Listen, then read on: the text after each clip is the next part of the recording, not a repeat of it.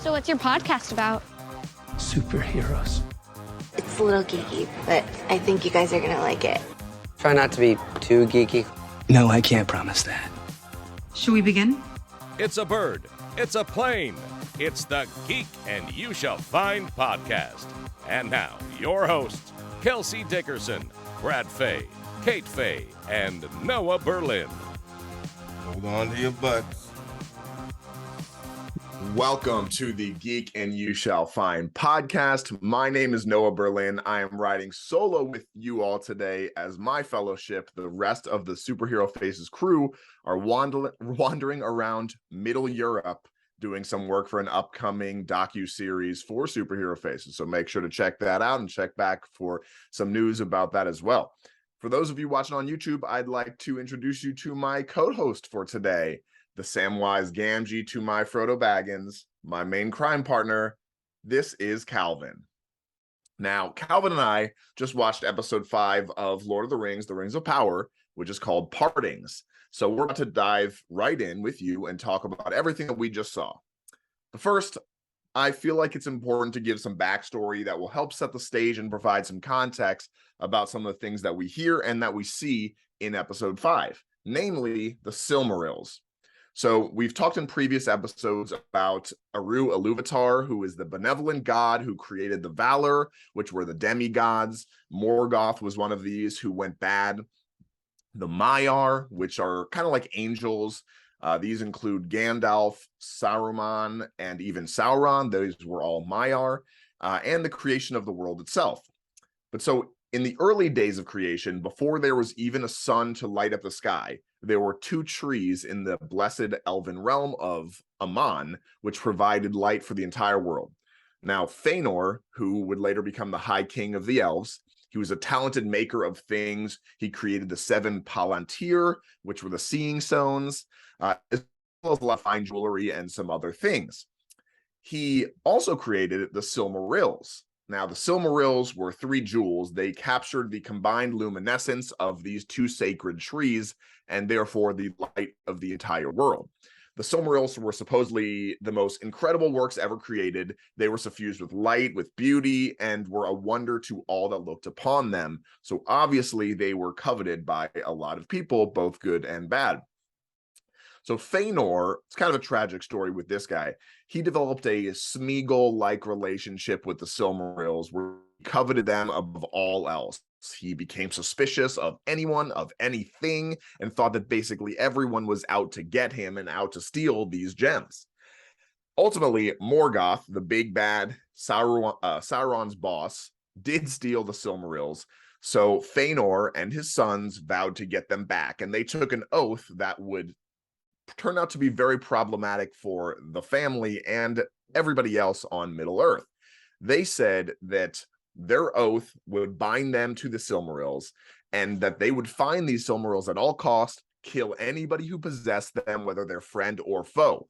So this oath led to the deaths of countless people throughout multiple wars over thousands of years. And even after Fëanor's death, even after his son's death and Morgoth's defeat, the Silmarils remained lost. That will lead up to the events and some of the things happen in this episode. But as we know, J.R.R. Tolkien's other masterwork, other than The Hobbit, other than the Lord of the Rings books, is called the Silmarillion, which references Fëanor, who is the creator of the Silmarils and the catalyst of much of the conflict which led up to the end of the First Age. So now that we understand a little bit about the Silmarils and their importance, let's get into the episode. And I'm going to be talking about my 5 big takeaways from this episode, which was called The Parting. Takeaway number 1, the rising darkness.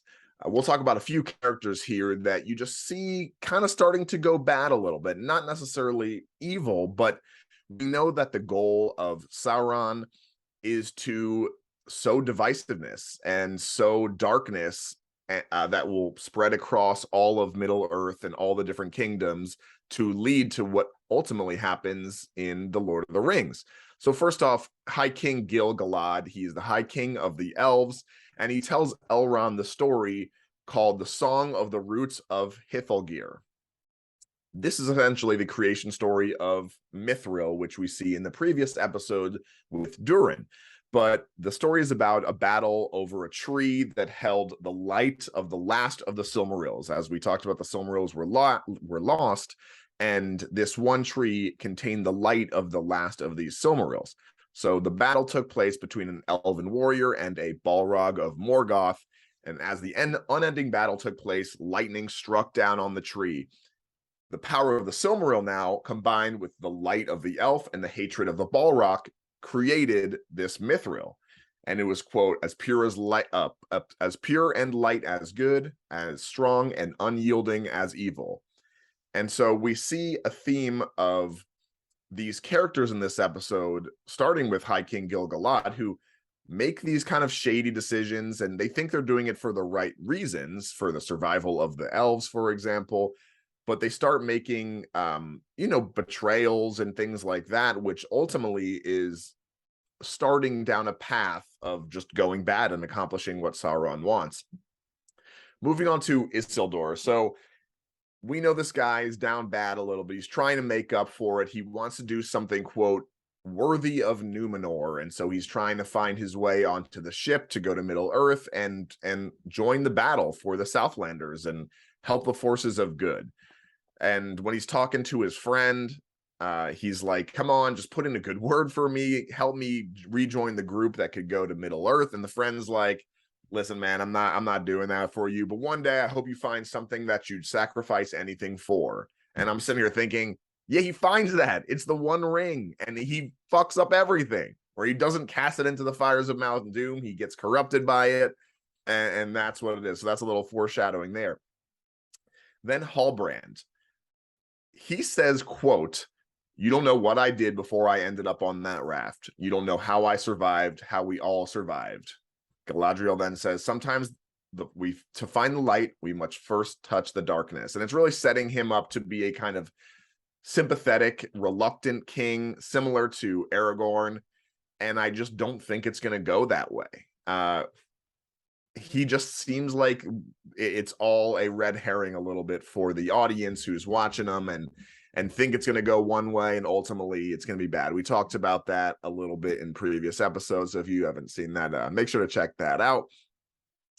But it's also kind of messed up. I'm thinking about it because Galadriel is putting in work. She is really trying to convince this guy to come with her to Middle Earth. And he's like, just leave me alone. I want to work on the forge in Numenor. And she keeps laying on thick. You got to come. You got to come. He obviously does.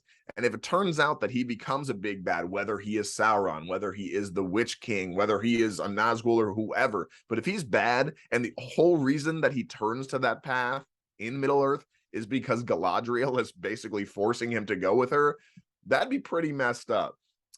So, yeah. Then we have the Stranger. I'm very torn on the Stranger because on one hand, I'm very convinced that this guy is Sauron. We saw 2 shots that were the flashbacks of when the meteor crashed down and you see him laying there in this fiery wreckage. And to me, I haven't seen anybody talking about this, but to me, this looked exactly like the Eye of Sauron. It was a shot from above of him laying in the fetal position, the fire all around him, and it looked just like the eye, which would have been a perfect foreshadowing to the Eye of Sauron, as we said. So I don't know. I could also see him being one of the Blue Wizards. I mean, he has these nice interactions with Nori and the Harfoots. By the way, I did do research on this. The plural of Harfoot is not Harfeet. It is indeed Harfoots. But, he says, I'm Peril. I'm good. He's learning these things. And I think in general, no matter what, this guy is a Maiar. We talked about how Gandalf, the wizards are Maiar. So is Sauron. And really what it is, these are super powerful, otherworldly beings that exist on the world in kind of an avatar state. And so they're living in a mortal body. As you see kind of Gandalf, when he dies, he kind of comes back and is resurrected after Fellowship of the Ring. And so it seems like he's learning how to exist with language, with interactions, with the certain powers that he's able to do. And so I don't know. I'm pretty positive that he's a Maiar.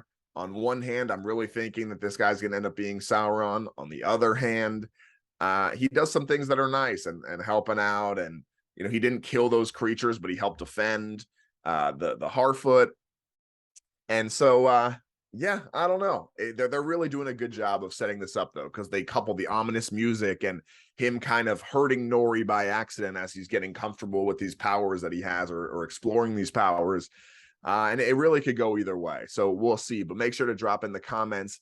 Let me know what you are thinking, if you think it is Sauron or a bad person like that, or if he's going to end up being good. My second takeaway, the Harfoot and just music in general. This to me felt more Tolkien-esque than anything that we've seen so far. As we know in the movies, in Lord of the Rings and the Hobbit movies and the books, there's songs all throughout this. So hearing Poppy Proudfellow singing this song all about the migration of the Harfoot, it was really cool and it was interesting, and they had little cuts of different places that they were. And she said, one of the lines that she kept repeating in the song was, "Not all who wonder or wander are lost." And that was straight from Tolkien's poem that was written in the Fellowship of the Ring that opens, "All that is gold does not glitter. Not all those who wander are lost." You've probably seen that quote on tattoos or, you know, on posters or something like that too. "Not all those who wander are lost" is a pretty famous quote and is attributed to Tolkien. So it was cool. It echoed this exactly. And it also made me thinking about the difference between the Harfoot people and the hobbits. As we know, the hobbits, they don't come into the story until the Third Age, so they're not even existing yet. And the Harfoots are the ancestors of the hobbits. So we see that the Harfoots, they migrate. That's how they survive. They move from place to place. They stay camouflaged, all that.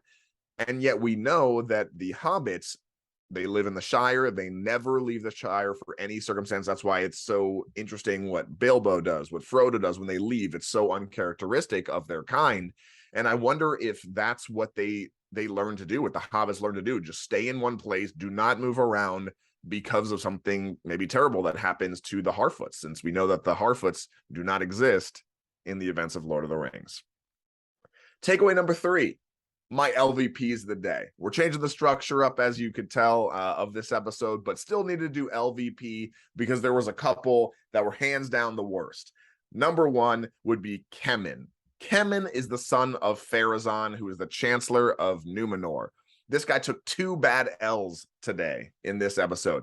First, he just got bodied by his father. Pharazôn took him to school. He's like, "Dad, you can't be letting them go to Middle Earth. We can't do this." And he's like, "Listen, dumbass, like, I got a plan here. Well, I don't know what you think is happening, but I got a plan." He's like, "When this is all over, the elves will take orders from us." So first of all, I think that Pharazôn's going to end up doing some really bad things probably when Miriel is gone in Middle Earth, and Pharazôn's going to end up being a bigger and more important antagonist, I think, in this show.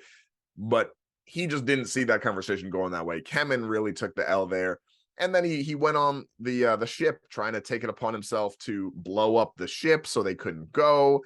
And he almost got himself killed. He had to be saved by Isildur. So I don't know. This guy was just taking L's, looking stupid left and right this episode. The other one was Waldreg. Waldreg is the human, the old guy who is the kind of voice of dissent against fighting and standing up against the orcs. He's the one that led the group to join Adar and his group there. And it was funny, man, because he comes up with the group and he's like, "I serve you, Sauron." And Adar like fucking threw him to the ground or hurt him. And he's like, "Hold on a second. You're not Sauron? Well, who are you? Whoever you are, I'll serve you. It's fine." And then he just looked like an idiot. And then he had to kill Theo's friend, that other kid, because, quote, "only blood can bind," says Adar. So our guy Waldreg not looking good, and he's probably not long for this world. Fourth takeaway of the episode, Elves and Dwarfs, right? We see this awesome chemistry, this awesome friendship between Elrond and Prince Doran. There's that awesome scene at the dinner table when they're eating with the High King and Lyndon.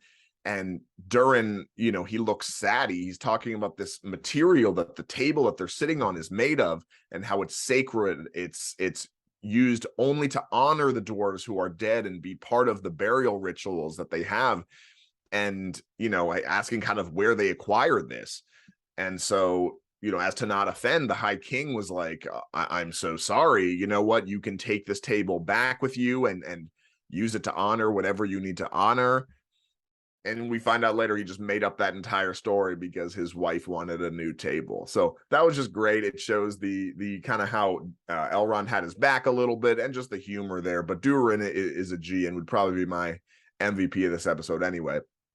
But beyond that, Elrond challenges the High King for being a liar, for misleading him about the real reason that he went to Khazad-dûm and visited Durin.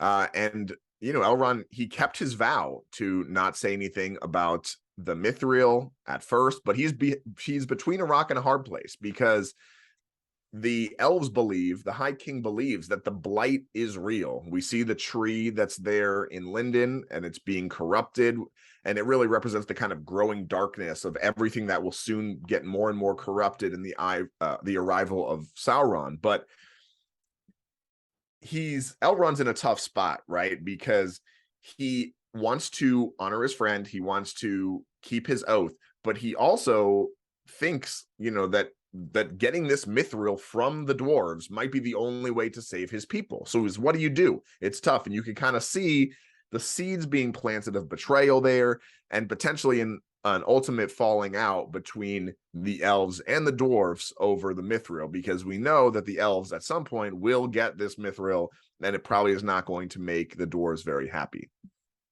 And my final takeaway from the episode, takeaway number 5, would be the converging on the Southlands. This episode is called Partings, which is applicable for multiple reasons. First, Galadriel, Halbrand, Miriel, and the Númenórean army, they're all sailing away from the island to get to Middle-earth. The Harfoots, the Stranger, they're all migrating. They're going to the same place. Adar and the orcs, they're heading to the Southlands as well. And we know that the humans are holed up in the watchtower that is currently there. So it's everyone's converging on the same place, the Southlands, which we know will then turn into Mordor. And it's setting up what I think is going to be an epic battle, Helm's Deep style, which will probably be the climax of this season, which will take place at the abandoned watchtower. Adar talks about his plan. He forces one of the orcs to expose its skin to the sun, and it burns. And he says, quote, "Soon it will be gone, and with it the part of me that knew warmth. I will miss it." So that's Adar telling us his plan for the Southlands. We know in the events of Lord of the Rings that Mordor is completely barren. Mount Doom has erupted and covered the entire lands in ash and smoke. And since the sun has been blotted out, the orcs are free to roam, to come and go as they please, and not have to worry about the suns there. So it's obvious that this is the ultimate plan for Adar. And they talk about the hilt that Theo has, that Waldreg had, and that Adar is trying to get. They talk about that being a sort of a key. So could that hilt be a key to make all this happen, to maybe a key to do something magical where it will cause the eruption of Mount Doom and the establishment of Mordor? I don't know, but it sounds like we're onto something there. So anyway, those were my 5 takeaways from today's episode. I love still doing this with you, with my guy Calvin, even though the rest of my crew is not here. But I promise you, for our next episode, I will have some special guests with me talking everything Westeros and the new episode of House of the Dragon, which premieres on Sunday. So that's going to do it for this episode of the Geek and You Shall Find podcast. Appreciate you guys joining us, watching on Spotify, listening on Spotify and other podcasting platforms, watching on YouTube. Please make sure to follow us on Facebook and Twitter. It's at Superhero Faces there. On Instagram, it's at superhero_faces. And again, thanks for getting geeky with us. To all our listeners in Italy, ciao, and we'll see you next time. Say bye, Calvin.